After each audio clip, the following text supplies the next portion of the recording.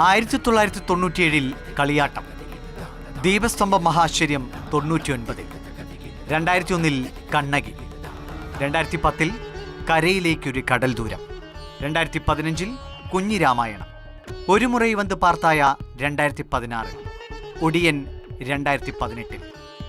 സിനിമാക്കാരുടെ ഇഷ്ട location. Camera എവിടെ വയ്ക്കുന്നുവോ അവിടെ കിട്ടും കിടിലം ഫ്രെയിം. അതെ, പ്രകൃതിയുടെ നിറഞ്ഞാട്ടം. സിനിമകൾക്ക് പുറമെ ഇൻസ്റ്റയിലും FBയിലും മറ്റു സമൂഹ മാധ്യമങ്ങളിലുമായി വൈറലായ ചിങ്ങൻചിറയ്ക്ക് ഒരുപാട് കഥകളുടെ ചരിത്രമുണ്ട്.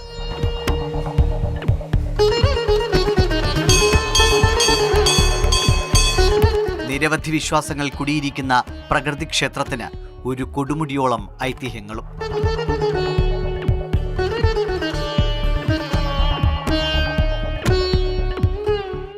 അത്ഭുതകരമായ കുറേ കഥകൾ വീണുറങ്ങുന്ന മണ്ണ്.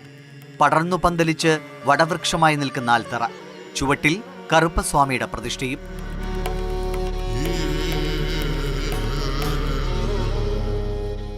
ഭക്തർ നിറകണ്ണുകളോടെ സർവ്വസങ്കടങ്ങളും ആഗ്രഹങ്ങളും സാഷ്ടാംഗം സമർപ്പിക്കും.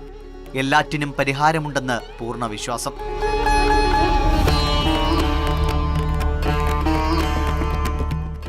ആലിൻചുവട്ടിൽ സ്വയംഭൂവായി വന്നു എന്ന് പറയപ്പെടുന്ന വിഗ്രഹം ഏത് കാലഘട്ടത്തിലാണ് ഇവിടെ പ്രത്യക്ഷമായതെന്ന് ഇന്നും ആർക്കും അറിയില്ല. സ്വയംഭൂവായ വിഗ്രഹത്തിന് ശിവനും പാർവതിയുമായി സങ്കല്പിച്ച് കറുപ്പസ്വാമിയും വേലമ്മയുമായി ആരാധന. ആൽത്തറയുടെ ചുവട്ടിൽ തന്നെ കുറച്ചു മാറി പുതിയൊരു വിഗ്രഹം വർഷങ്ങൾക്ക് മുൻപ് ക്ഷേത്രഭാരവാഹികൾ പ്രതിഷ്ഠിച്ചിരുന്നു. പാലക്കാടിന്റെ കൊടും ചൂടിൽ നിന്ന് ഈ പ്രകൃതി ക്ഷേത്രത്തിലേക്ക് എത്തുമ്പോൾ കുളിർമയും തണുപ്പും വീണുകിടക്കുന്ന ആൽത്തറകൾ ഭക്തർക്ക് ഏറെ ആശ്വാസമാണ്.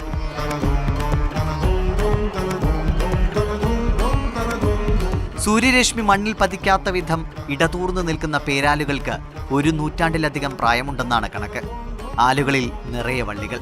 ക്ഷേത്രത്തോട് ചേർന്നുള്ള വിശാലമായ ചിറ കുളിർമ നൽകുന്ന മറ്റൊരു കാഴ്ച. കൊല്ലങ്കോട് പട്ടണത്തിൽ നിന്ന് കുരുവിക്കൂട്ടുമരം നെന്മേനി വഴി 5 കിലോമീറ്റർ തെക്കോട്ട് വന്നാൽ ചിങ്ങൻചിറയിലെത്താം. തെന്മലയുടെ താഴ്വരയിലെ കൊല്ലങ്കോട് നിന്നും സീതാർകുണ്ടിലേക്കുള്ള വഴിയിലാണ് ചിങ്ങൻചിറ പ്രകൃതി ക്ഷേത്രവും ആൽമര കാഴ്ചകളും. പ്രകൃതി തന്നെ ആരാധനാമൂർത്തിയായി നിലകൊള്ളുന്ന ആത്മീയ ഭൂമികയാണ് ചിങ്ങൻചിറ. ഇവിടെ ജാതിമത ഭേദമന്യേ എല്ലാവരും എത്തുന്നുണ്ട്. കാരണം കുറേ പേര് വിശ്വാസികളുണ്ട്, അതിന് കുറേ സ്ഥലം കാണാൻ വരുന്നവർ വേറെയും ഉണ്ട്. എന്തായാലും വന്നു കഴിഞ്ഞാൽ അത് വല്ലാത്തൊരു ഫീൽ തന്നെയാണ്. കാരണം ഈ ചുറ്റും ആൽമരം, അതിന് നടുവിൽ ഇങ്ങനെയൊരു ഇരിക്കാൻ പറ്റുന്ന സൗകര്യങ്ങൾ, ഭയങ്കര അസാധ്യമായ ക്ലൈമറ്റാണ്. ഈ മൺസൂൺ കാലമായതുകൊണ്ട് തന്നെ കൂടുതൽ പേർ ഇവിടേക്ക് ഓടിയെത്തുന്നുണ്ട്. കേരളത്തിൽ നിന്നുള്ളവരെക്കാൾ കൂടുതൽ തമിഴ്നാട്ടിൽ നിന്നുള്ളവരാണ് ഇവിടേക്ക് എത്താറ്. കർഷകർ വിളവിറക്കുന്നതിന് മുൻപ് കറുപ്പസ്വാമിയുടെ മുന്നിലെത്തും. നല്ല വിളവ് കിട്ടിയതിനു ശേഷം നന്ദി അറിയിക്കാനും ഓടിയെത്തും. വീടില്ലാത്തവർക്ക് വീട് ലഭിക്കാനും വിവാഹ സൗഭാഗ്യത്തിനും സന്താനഭാഗ്യത്തിനും കറുപ്പസ്വാമി വിളിപ്പുറത്തുണ്ട് എന്നാണ് വിശ്വാസം. ഇത് ഒരു പഴയൊരു ഐതിഹ്യം പറയാം. ഇത് വനമായിരുന്നു എന്ന്. സിംഹം വന്ന് വെള്ളം കുടിക്കുന്ന സ്ഥലമായതുകൊണ്ട് ഇത് ചിങ്ങംചിറ എന്നും പേര് വന്നായിട്ട്. അത് തമിഴ്നാട് ബേസ് ആയത്. തമിഴ്നാട് സിംഹത്തിന് ചിങ്ങം എന്നാണ് പറയുന്നത്. അതുകൊണ്ടാണ് ഈ ചിങ്ങംചിറയായിട്ടായതാണ്. ചിങ്ങംചിറ പിന്നെയാണ് അത് ചിങ്ങൻചിറ. തമിഴ് മലയാളം കൂടെ മിക്സ് ചെയ്തപ്പോഴാണ് അത് ചിങ്ങൻചിറ എന്നായത്.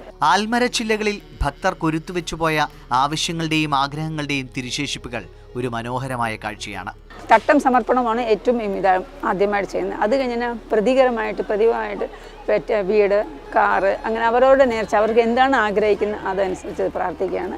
അത് ആദ്യം വെച്ച് പ്രാർത്ഥിക്കുക, എനിക്ക് ഇതുപോലെ ഒന്നും ഉണ്ടാവട്ടെ എന്ന് പ്രാർത്ഥിക്കണം. നിരന്തരം വിളക്ക് കത്തിച്ചു വെച്ചിട്ടും ആൽമരത്തിന്റെ പച്ചപ്പിന് ഒരു മാറ്റവും ഇന്നേ വരെ ഉണ്ടായിട്ടില്ല. ഒരു കുടുംബക്ഷേത്രമായി ആദ്യകാലങ്ങളിൽ അറിയപ്പെട്ടിരുന്ന ഈ ക്ഷേത്രം ഇന്ന് ഏകലവ്യ ചാരിറ്റബിൾ ട്രസ്റ്റിന്റെ കീഴിലാണ്. പാലക്കാടിന്റെ പ്രകൃതി ഭംഗി ആസ്വദിക്കാനെത്തുന്ന വിനോദസഞ്ചാരികൾക്കും ഭക്തർക്കുമായി മനോഹരമായ കാഴ്ചയാണ് ഈ പ്രകൃതി ക്ഷേത്രം ഒരുക്കുന്നത്. ചിങ്ങൻചിറ ഇന്ന് പ്രശസ്തിയുടെ നെറുകയിലാണ്.